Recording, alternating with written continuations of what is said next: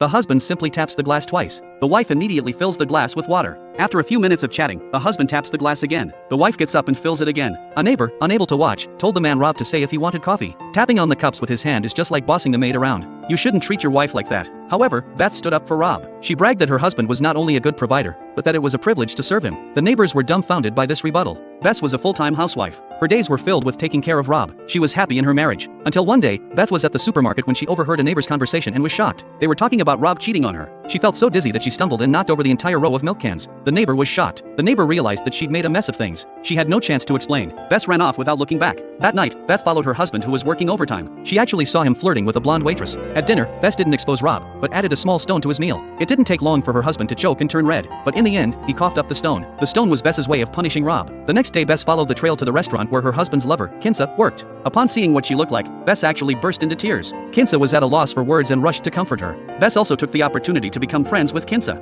Soon she became a regular at the restaurant. In the course of conversation, she learned that Rob was tired of himself, tired of hot meals and clean socks and mattresses, tired of his wife's outdated clothes and pickle haircut that never changed. He wanted more excitement and passion. Beth listened and realized. She went shopping for the latest clothes and shoes.